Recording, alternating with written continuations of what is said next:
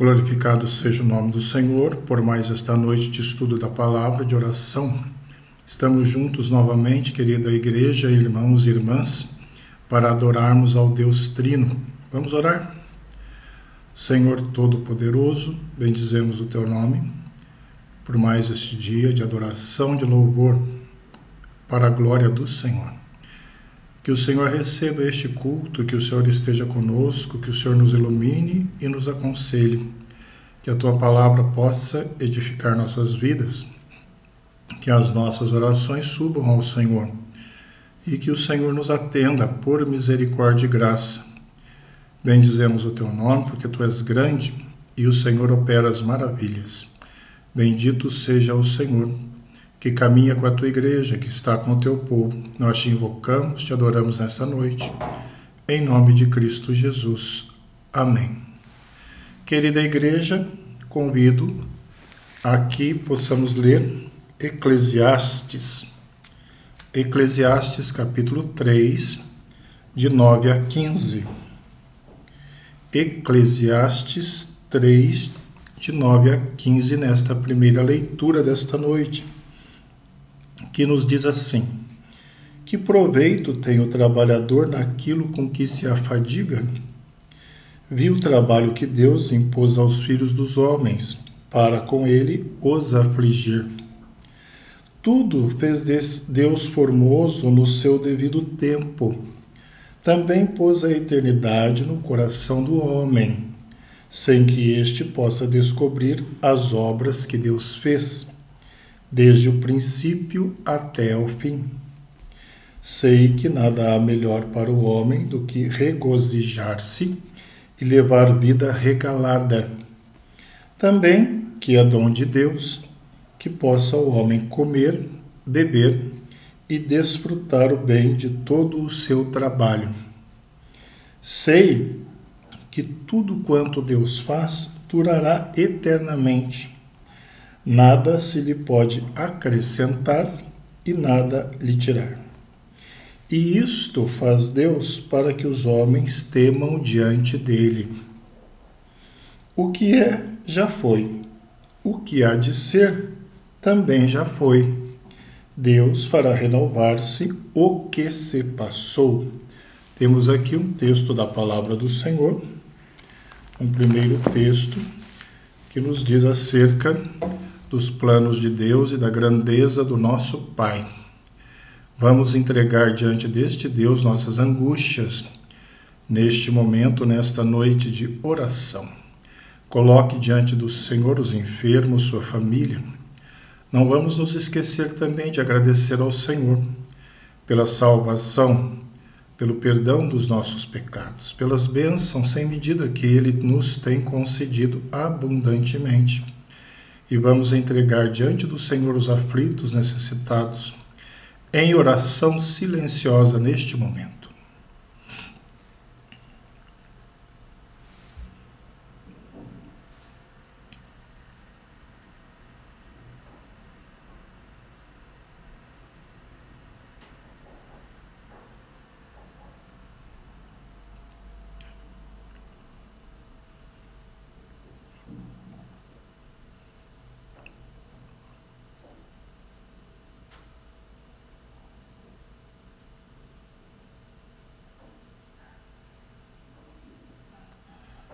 Pai bendito, Pai eterno, o Teu povo clama ao Senhor, porque crê na Tua grandeza, na Tua soberania, como lemos no texto de Eclesiastes.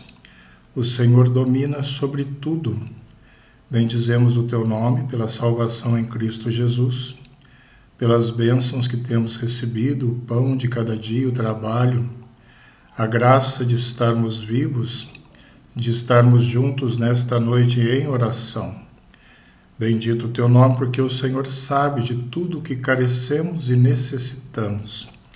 Glorificado seja o Senhor, porque o Senhor é Deus restaurador. Abençoe, Senhor, nesta noite as famílias, irmãos presentes, todos aqueles que intercedem por suas vidas, seus queridos.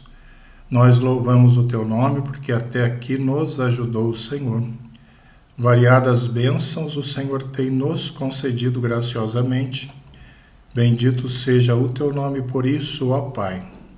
Clamamos pelos enfermos, os que estão nos hospitais, aqueles que estão, a Deus, sendo tratados em casa.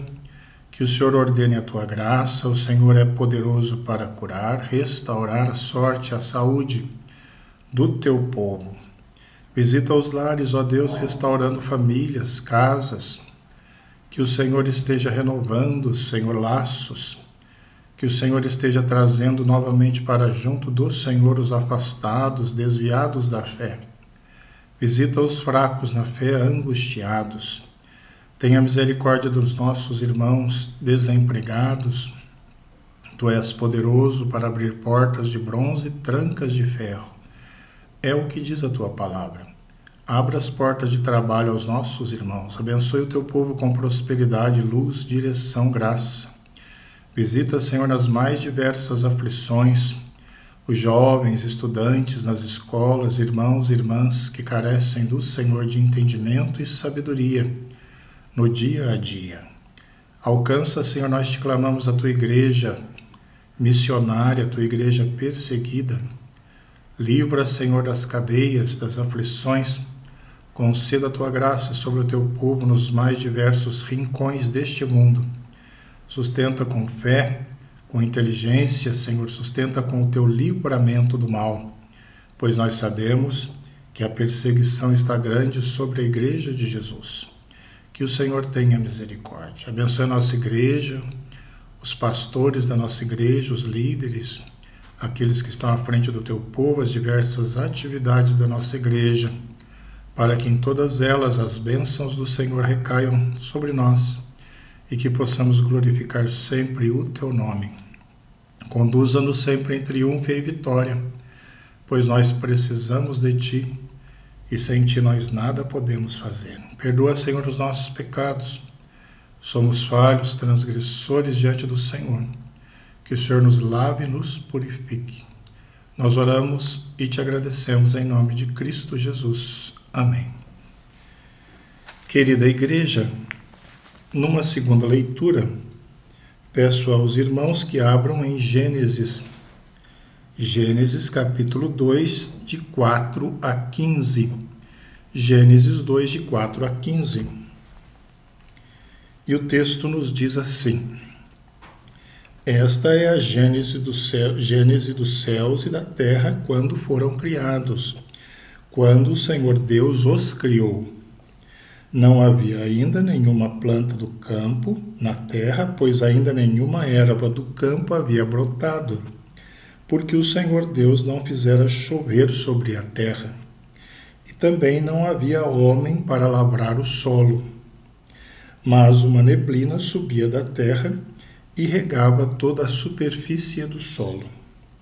Então formou o Senhor Deus ao homem do pó da terra, e lhe soprou nas narinas o fôlego de vida, e o homem passou a ser alma vivente. E plantou o Senhor Deus um jardim no Éden, na direção do Oriente, e pôs nele o homem que havia formado. Do solo fez o Senhor Deus brotar toda sorte de árvores agradáveis à vista e boas para alimento, e também a árvore da vida no meio do jardim, e a árvore do conhecimento do bem e do mal. E saía um rio do Éden para regar o jardim, e dali se dividia, repartindo-se em 4 braços. O primeiro chamava-se Pison, e é o que rodeia a terra de Avilá, onde há ouro. O ouro dessa terra é bom.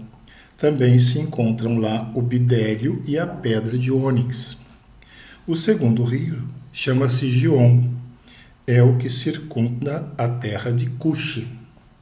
O nome do terceiro rio é Tigre, e é o que corre pelo oriente da Síria. E o quarto é o rio Eufrates. Tomou, pois, o Senhor Deus ao homem e o colocou no jardim do Éden para o cultivar e o guardar. Até o versículo 15 deste texto. para a nossa meditação nesta noite. Oremos mais uma vez. Pai bendito, glorificado o teu nome pela tua palavra, engrandecido o Senhor, porque o Senhor nos ilumina com o teu Santo Espírito, para que possamos entender as tuas verdades. Bendito seja o teu nome, nós te adoramos e te glorificamos e clamamos ao Senhor que nos ilumine para a honra e glória do teu nome. Oramos em nome de Jesus. Amém. Igreja do Senhor, Igreja de Cristo. O domínio que Deus concedeu ao homem implica tanto em privilégio como em responsabilidade, como todas as demais bênçãos de Deus sobre nós.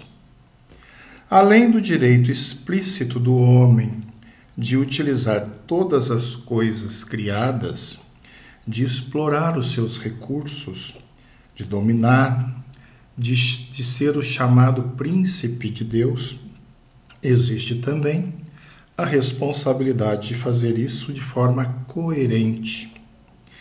Há muita responsabilidade inclusa na declaração aqui de Gênesis, que diz: vos tenho dado. Isso quer dizer que o mundo, antes de tudo, pertence a Deus, mas o Senhor o deu a nós para que façamos bom uso dele. Embora Deus tenha dado todas as coisas ao homem, não implica que a humanidade, como imagem de Deus na Terra, possa viver do jeito que quiser, como bem ou melhor lhe aprouver. O bom uso envolve um emprego equilibrado das coisas de Deus. Então, irmãos e irmãs, iremos falar nesta noite um pouco sobre o tema dominando sob Deus, dominando debaixo da grandeza de Deus, a partir desse texto aqui de Gênesis. Nós vimos na leitura que fizemos em Eclesiastes, na primeira leitura, vimos o seguinte: sei que nada há melhor para o homem do que regozijar-se e levar vida regalada. E também que é dom de Deus que possa o homem comer, beber e desfrutar o bem de todo o seu trabalho. Isso nós vimos no texto de Eclesiastes 3. Porém, irmãos e irmãs, tudo isso deve ser integrado. Por essa razão, Salomão, o sábio, já havia dito também: nada há melhor para o homem do que comer, beber e fazer que a sua alma goze o bem do seu trabalho. No entanto, vi também que isso vem da mão de Deus, porque ele continua: pois separado de Deus, quem pode comer? Quem pode beber? Ou quem pode alegrar-se? Quem pode, separado de Deus, alegrar-se? Temos então a responsabilidade de viver uma vida integral, fazendo uso pleno e apropriado de todos os bens e dons que Deus colocou à nossa disposição. Eu vou repetir: fazendo uso pleno e apropriado de todos os bens e dons que Deus colocou à nossa disposição. Não podemos agradá-lo se não vivermos a plenitude do que ele nos dá. E a partir então desta introdução, nós vamos ver 3 aspectos importantes a partir desse tema: dominando sob Deus, dominando sob a grandeza de Deus. Um primeiro aspecto que temos é o seguinte: respeito e envolvimento. Respeito e envolvimento. Há muitas implicações da criação e agora nós podemos ver algumas. Primeiramente, implica em respeito pelo semelhante. Não importa se o nosso próximo é um cristão ou não, ele merece respeito. Além disso, implica também em que tenhamos relacionamentos comuns com não cristãos em praticamente todas as esferas das nossas vidas. Nós temos dia a dia os relacionamentos diversos, não apenas na igreja, na comunidade cristã, mas na escola, no trabalho, em todas as esferas da vida. Podemos, irmãos e irmãs, construir casas juntos, participar de assembleias ou de concílios e conselhos escolares, sem necessariamente sermos adversários e inimigos, pois, de fato, essa vida cívica e cidadania encontra sua origem na criação mais do que na redenção. Na criação mais do que na redenção. Nós participamos, então, a partir desse prisma da criação, desta vida em comum na sociedade. Será que essas funções, todas elas, não deveriam ser feitas por nós com participação coesa, participação honesta, serem nossas também nas diversas esferas da vida? Quanto mais nós nos apegarmos à doutrina da criação, mais seriamente tomaremos nossa responsabilidade social. A responsabilidade social pesa, então, sobre os nossos ombros, sobre filhos do Senhor, dominando sob Deus, dominando sob a grandeza do Senhor. Então, nós vemos algumas implicações. Um primeiro aspecto é esse: respeito e envolvimento. Você é uma pessoa envolvida, participativa, uma pessoa que faz diferença no meio social e cultural no qual você está inserido e envolvido, como servo, serva do Senhor. Precisamos pensar nessa perspectiva. Um segundo aspecto que nós podemos entender a partir do texto de Gênesis associado ao texto de Eclesiastes, primeiro foi respeito e envolvimento, podemos ver também a alegria no trabalho. Isso, alegria no trabalho. Qual é o seu trabalho? Qual é a sua atividade? O que você tem desempenhado? Também implica nessa alegria e nesse contentamento. A ideia popular no dia a dia é que nós devemos trabalhar na semana para desfrutar do fim de semana.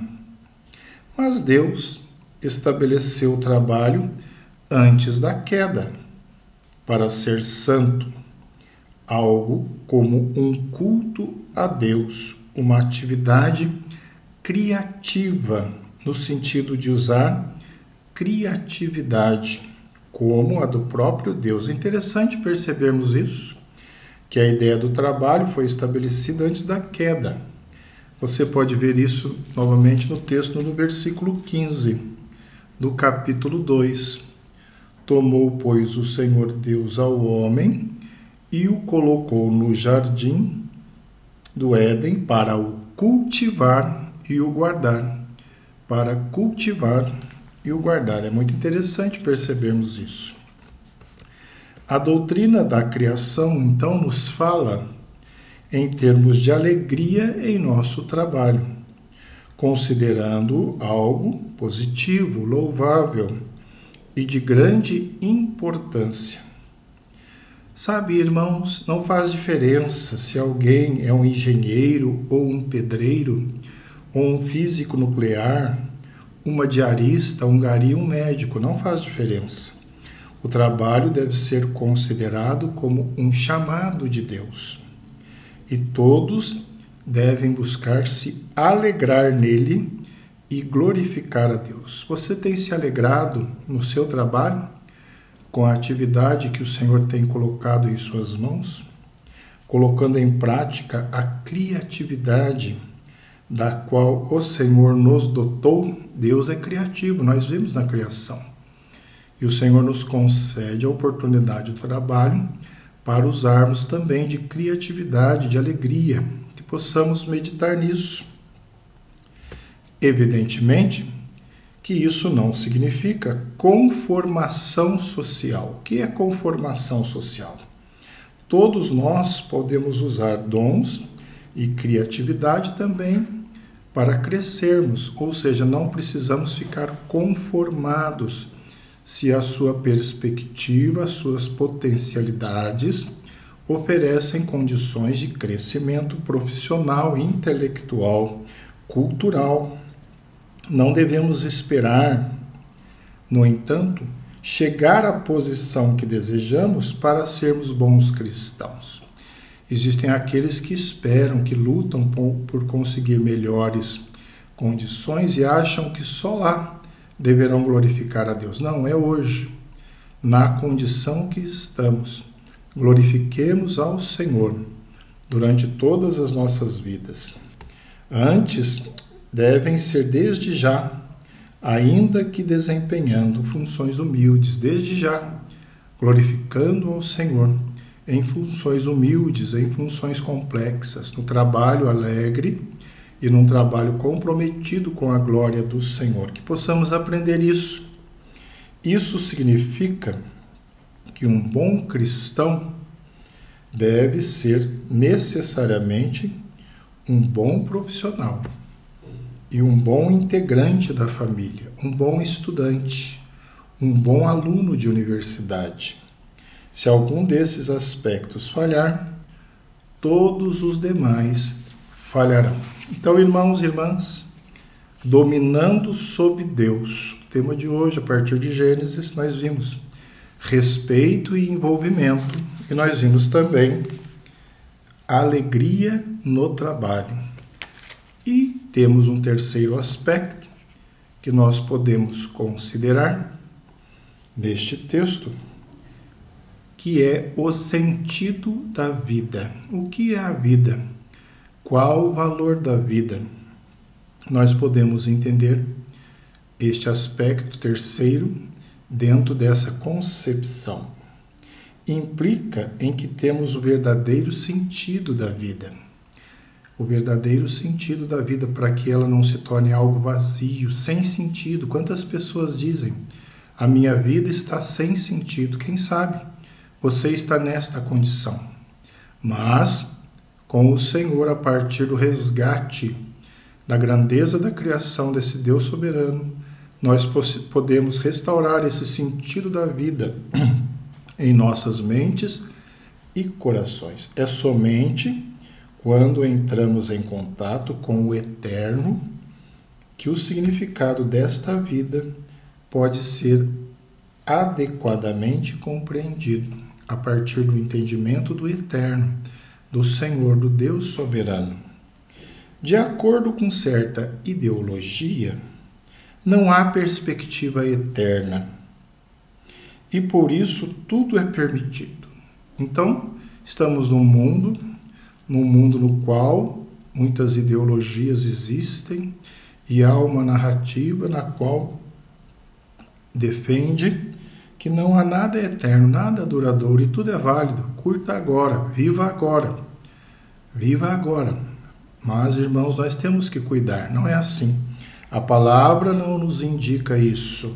A Escritura nos explica o significado da vida, o significado de cada ação diária, como fazendo parte de uma longa trajetória. Importante percebermos isso.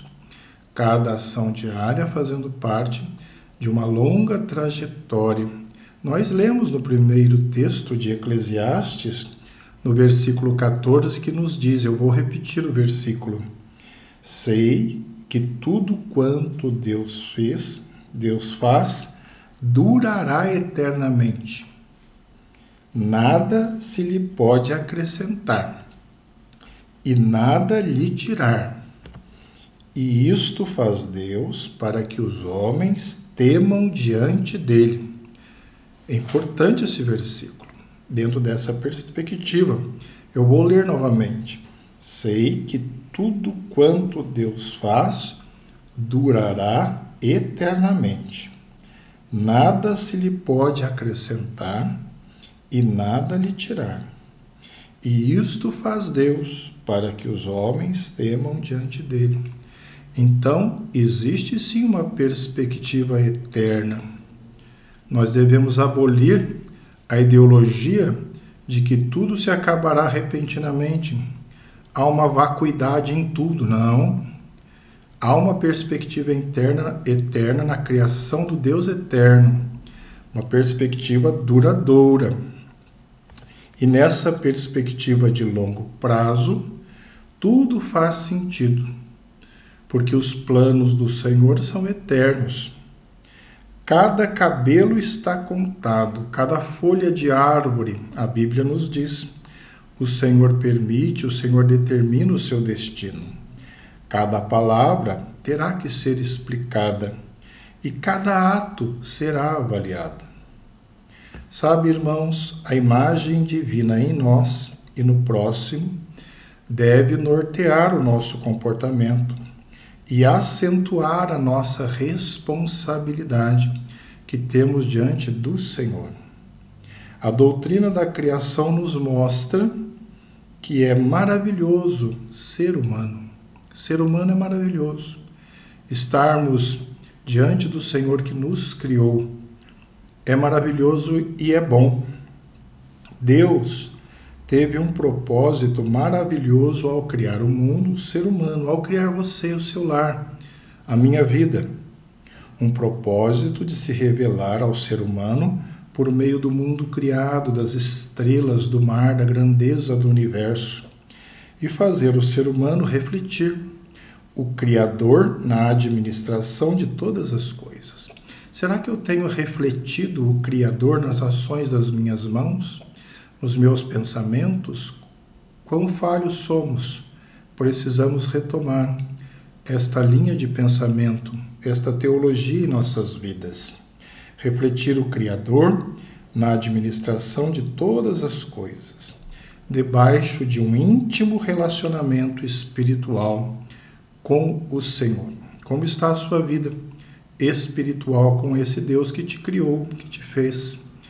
E esta reflexão é para mim também. Como está a minha vida? Deus realmente, Ele preparou uma boa terra para o homem, para mim, para você, com uma vida cheia de sentido, não vazia de sentido, mas cheia de sentido, significado e alegria. Deus nos deu significado, sentido, alegria.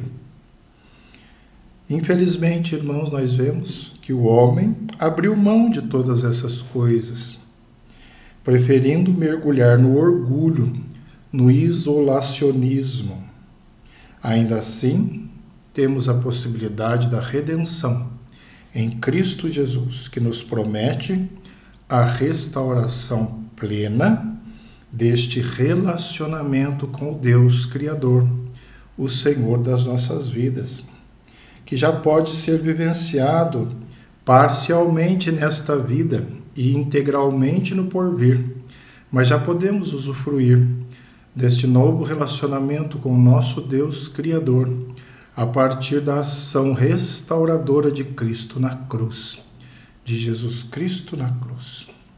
Concluindo, Igreja do Senhor, Igreja de Jesus Cristo, dentro deste tema de hoje, dominando sob Deus, dominando debaixo do poder do grande Deus. Nós vimos então 3 aspectos: respeito e envolvimento, alegria no trabalho e também o sentido da vida. Como você tem experimentado o propósito divino para a criação e demonstrado isso diante do mundo, no seu dia a dia, na sua vida? E a pergunta vem para mim também. Precisamos, irmãos, Igreja do Senhor, demonstrar fidelidade a Deus quando vamos à igreja, tanto quanto quando estamos com nossa família, no nosso trabalho, no nosso cotidiano e no dia a dia, nos nossos estudos, escolas e em tantas outras esferas sociais. Se você sente que sua vida está vazia de significado e alegria, procura avaliar se não está falhando em alguns desses relacionamentos que indicamos nesta noite para a nossa meditação. Que Deus os abençoe. Amém.